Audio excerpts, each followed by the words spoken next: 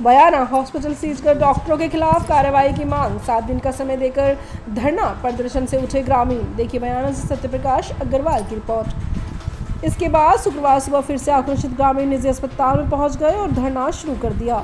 मौके पर गुर्जर आरक्षण संघर्ष समिति के प्रदेश उपाध्यक्ष भूरा भगत, सरपंच संघ अध्यक्ष प्रतिनिधि दीवान शेरगढ़, युग निर्माण पार्टी के प्रदेश अध्यक्ष चंद्रभान अदाना, गुमान सरपंच झमोली पटेल, तोताराम पहलवान, अजय गुठाकर आदि ने मेडिकल बोर्ड से मृतका का पोस्टमार्टम कराने, हॉस्पिटल को सीज कर संचालक और डॉक्टर के खिलाफ कानूनी कार्रवाई करने, पीड़ित परिजनों को उचित मुआवजा दिलाए जाने की मांग रखी।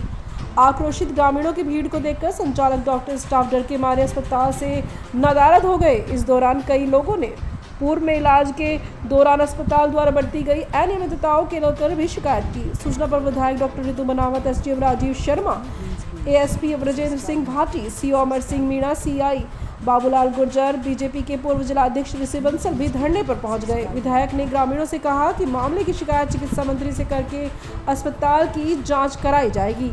उन्होंने कहा कि वे आंदोलन में ग्रामीणों के साथ हैं। एसडीएम ने 7 दिन में कार्रवाई का भरोसा दिलाया। इसके बाद जाकर ग्रामीणों ने धरना खत्म किया और बाद में पुलिस ने सीएचसी में मृतका का पोस्टमार्टम कराया।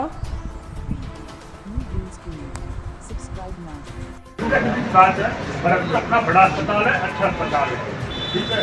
हम लोग की गलती कि हम प्राइवेट अस्पताल पढ़ते हैं।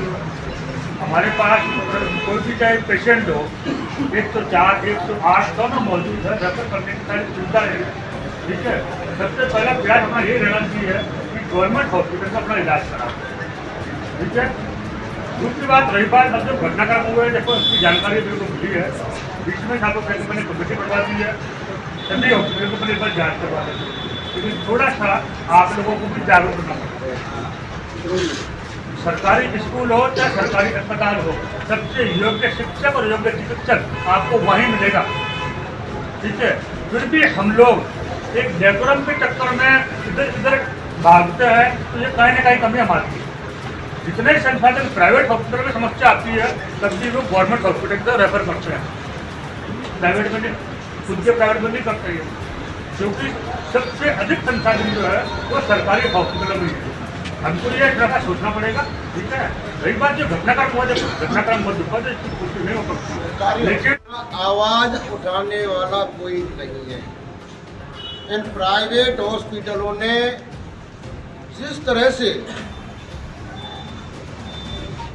भ्रष्टाचार, शोषण, जो कुछ कर रखा है वो इतना बुरा कर रखा है कि बयाना में मैं सभी से, प्रशासन से और मीडिया के भाई से ये पूछना चाहता हूँ, क्या दूसरे तीसरे महीना में ट्रेजरी नहीं हो रही है?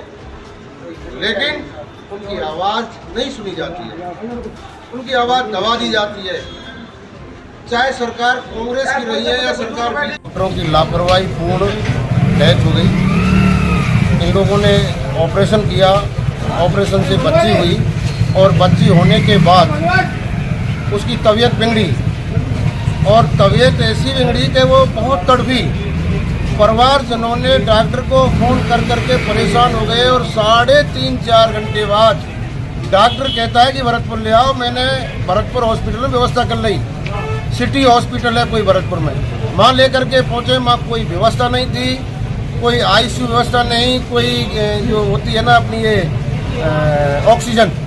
ऑक्सीजन व्यवस्था भी नहीं थी और उसने दम तोड़ दिया।